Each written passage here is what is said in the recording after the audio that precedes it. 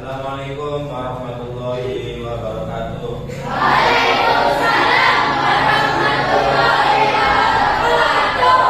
Sehat? Sehat. Sehat? Sehat. Yang belum mandi cok? Yang belum mandi ada? Udah mandi semua ya? Ya.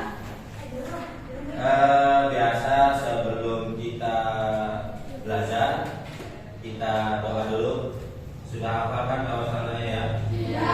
Ayo, doa dulu. Bismillahirrahmanirrahim.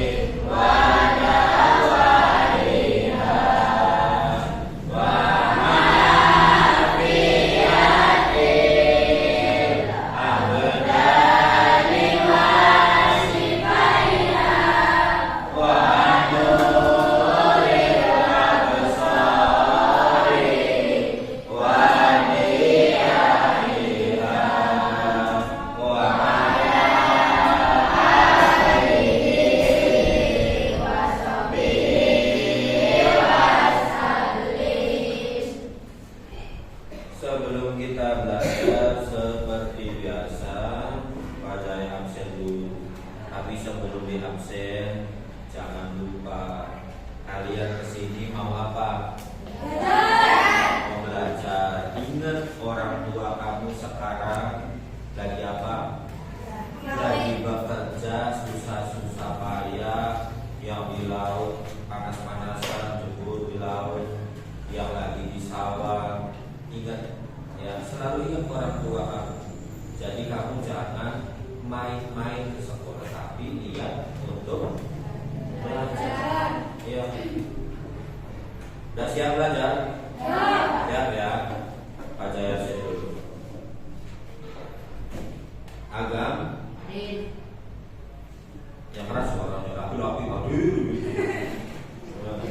Hari ini Asasela Citra Rahayu Dehan Bulan Azhari Yanti. Oke. Langsung kita ke materi. Kita lihat di sini sudah ada proyektor ya.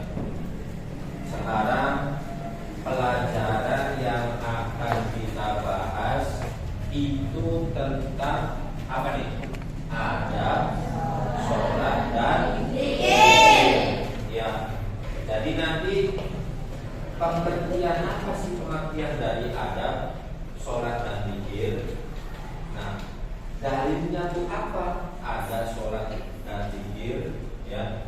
Terus selanjutnya apa hikmahnya sholat dan apa manfaatnya zikir, ya. Fokus ke papan tulis, ya. Menurut bahasa, sholat itu artinya apa nih? Doa. Sedangkan menurut istilah yang namanya sholat itu suatu ibadah yang tersusun dari beberapa perkataan, ya, dan beberapa perbuatan. Jadi kita tuh ngomong sambil berbuat, ya. Allahu Akbar. Dimulai dengan takbiratul ihram tadi, Allahu Akbar. Diakhiri dengan salam, assalamualaikum warahmatullahi wabarakatuh. Itu sholat menurut istilah dan harus memenuhi syarat dan rukun tertentu. Jadi tidak boleh asal-asalan. Allahu Akbar sama Allahu Akbar, Allahu Akbar, tidak boleh, ya. Lanjut, ya. Yang kedua, zikir. Zikir itu artinya mengingat atau menyebut, ini menurut bahasa. Sedangkan menurut istilah mengingat Allah dengan cara menyebut sifat-sifat keagungannya dan kemuliaannya. Contoh kayak tasbih. Tasbih itu apa sih? Subhanallah. Tahmid alhamdulillah. Takbir Allahu Akbar. La ilaha illallah. Itu contoh-contoh zikir, ya. Selanjutnya itu tadi pengertiannya sholat dan zikir. Kita lanjut nih. Ada juga Pak, ada pada segala bentuk sikap, tata cara atau tata krama yang tepat. Jadi ada sholat dan zikir adalah segala bentuk sikap atau tata cara atau tata krama kita yang tepat sesuai dengan tuntunan Al-Quran dan Sunnah yang melekat dalam pelaksanaan sholat dan zikir, baik sebelum atau sedang dilakukan atau setelah sholat dan zikir. Lanjut.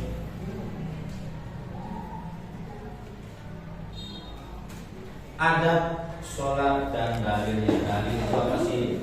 Ya, firman Allah bisa, perkataan Rasulullah bisa. Jadi ada sholat itu ada di surat Al-Ankabut ayat 45.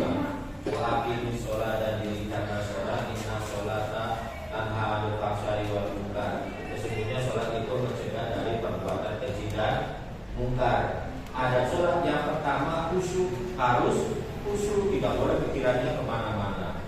Yang kedua hati yang ikhlas, tidak boleh terpaksa karena orang tua atau karena orang lain. Ya, menjaga waktu dan batas-batasnya. Kalau kita datang waktu sholat, ya harus sholat, jangan ditunda. Menjaga kebersihan dan kesucian tempat sholat. Pantasnya kalau tempat sholatnya kotor, harus bersih. Meninggikan gambar tulisan atau apa saja yang mengganggu kekhusyuan sholat, ya. Memakai pakaian kita yang terbaik, jangan masalah orang teleponan nggak boleh, ya. Menyesal serta bersedih jika tidak dapat menunaikan dan menikmati sholat dengan baik dan sempurna. Jadi sholat itu yang baik tidak boleh cepat-cepat, ya, karena kita itu sedang menghadap Allah. Siapa itu Allah? Yang menciptakan kita. Hikmah sholat yang pertama mendidik disiplin dan menghargai waktu. Menjadikan hati tenang karena sholat merupakan hubungan antara kita, hamba, dan penciptanya. Menyadarkan manusia tentang hakikat dirinya yang merupakan hamba Allah Subhanahu wa Ta'ala.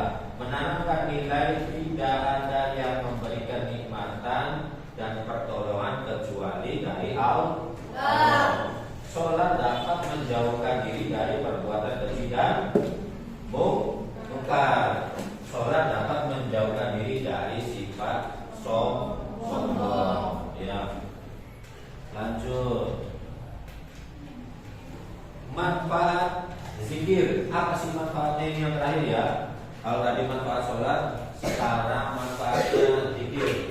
membuat orang lebih bersemangat untuk berusaha.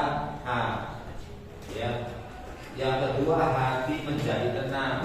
Kamu tenang nggak kalau belum sholat, belum pikir? Ya, nggak tenang kan? Lanjut, bersabar dan bulat dalam menghadapi masalah apapun. Mempunyai harapan-harapan hidup yang tersimpan dalam jiwa. Menjadikan diri ini semakin dekat dengan yang menciptakan kita. Menjadikan diri sebagai orang yang rendah hati alias tidak sombong. Yang terakhir, semakin arif dan bijaksana dalam menyikapi semua permasalahan yang kita hadapi. Ya, itu tadi manfaat sholat dan zikir. Nah, itu dari ya sedikit penjelasan dari baca ya. Mungkin ada yang mau nanya? Tar dulu. Ini dulu apa itu dulu? Udah ini dulu sob. Yang keras, keras. Apa masalah di masjid? Sholat itu harus di. Ada yang tahu nggak? Sholat itu mesti di masjid apa enggak? Enggak. Ya, tidak mesti di masjid. Boleh nggak di rumah? Boleh. Boleh. Kalau kita lagi perjalanan terus ada Allahu Akbar, boleh nggak ketika perjalanan di sholat di konvensi kan ada musola? Boleh nggak? Boleh. Jadi tidak mesti di masjid, tapi untuk laki-laki itu bagusnya sholat berjamaah di. Untuk perempuan tidak wajib. Ya, itu. Yang selanjutnya ada yang tanya lagi tadi itu. Gimana Putri? Dwi gimana Dwi? Pak, apakah orang berzikir itu harus di tempat yang sunyi atau apa? Berzikir itu harus di tempat yang sunyi gitu. Mesti di tempat yang sunyi apa enggak? Enggak. Enggak apa iya? Zikir itu di mana saja, tidak mesti di tempat yang sepi. Tapi kalau dirasa di tempat umum, di kayak bisa di sini, boleh nggak berzikir? Boleh. Dalam hati sampai Allah Akbar, terus alhamdulillah, la ilaha illallah, boleh. Tapi kalau mengarah tadi pengen khusyuk, pengen benar-benar mengingat Allah, carilah waktu yang benar-benar sepi, karena itu berasa mendekatkan kita kepada Allah. Contoh subhanallah sambil dihayati, maha suci Allah, alhamdulillah, segala puji bagi Allah. Ya, jadi tidak harus di tempat yang sepi, dimanapun bisa, sambil naik sepeda bisa, sambil pulang sekolah jalan bisa. Allah sami Allah liman hamidah dan seterusnya. Ya boleh. Dan ada lagi? Kalau nggak ada, Pak Jaya cukupkan untuk hari ini. Kita ketemu lagi di lain waktu. Kurang lebihnya mohon maaf. Assalamualaikum warahmatullahi wabarakatuh.